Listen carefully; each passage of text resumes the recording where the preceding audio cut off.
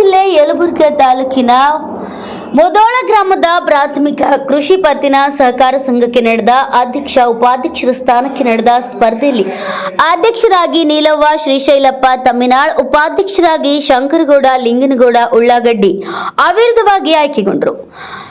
ಚುನಾವಣಾಧಿಕಾರಿ ಸುರೇಶ್ ವೇದಪಾಠಕ್ ವಿಜೇತರ ಹೆಸರನ್ನು ಘೋಷಿಸಿದರು.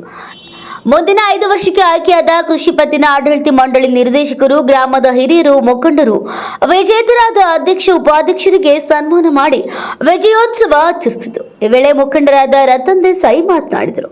ಈ ಸಂದರ್ಭದಲ್ಲಿ ಅಪ್ಪಣ್ಣಪಲ್ಲೆ, ಗುರಪ್ಪ ಅಂಗಡಿ, ನಾಗಪ್ಪ ವಾಲಿ ಸೇರಿದಂತೆ ಮೊದೋಳ ಗ್ರಾಮದ ಮುಖಂಡರು, ಹಿರಿಯರು ಉಪಸ್ಥಿತರಿದ್ದರು.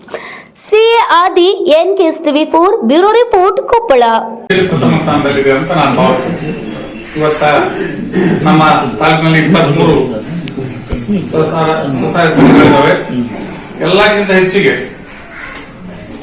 ಆಡಿಸ್ ಬ್ಯಾಂಕಿನ ಹಿಂದಿನ ನಿರ್ದೇಶಕರನ್ನ ಕರ್ಕೊಂಡು ಮಾಡಿ, ಅಮರೇಶ್ ವ್ಯಕ್ತಿ ಕರ್ಕೊಂಡು ಮಾಡಿ, ಇಲ್ಲರಿಗೆ ನಮ್ಮ ರೈತರಿಗೆ ಸಹಾಯ ಬೇಕು, ಗೊಬ್ಬರ ತಂದ್ಬಿಡ್ಲೆ ಎಷ್ಟು ಕೇಳ್ತೀವಿ ಅಷ್ಟು ಗೊಬ್ಬರ ಕೊಟ್ಟರು, ಎಷ್ಟು ಕೇಳ್ತೀವಿ ಅಷ್ಟು ರೈತರಿಗೆ ಇವತ್ತು 0% ನಲ್ಲಿ ಬಡ್ಡಿ ಇಲ್ಲಾದಂತ ದುಡ್ಡನ್ನು ಕೊಡುವಂತ ಕೆಲಸವನ್ನು ಇವತ್ತ ಅವ್ರು ಮಾಡಿದ್ದಾರೆ. ಇವತ್ತು ಅವರ ಒಂದು ಮಾರ್ಗದರ್ಶನದಲ್ಲಿ ನಾವೆಲ್ಲರೂ ಇದು 3ನೇ ಅವಧಿಗೆ ಅನಿಸುತ್ತೆ ಭಾರತೀಯ ಜನತಾ ಪಕ್ಷದ ಬೆಂಬಲಿತ ಒಂದು ಸಂಘ ಇಲ್ಲೇ ಆಡಳಿತ ಮಾಡ್ತಾರೆ. 3ನೇ ಅವಧಿ.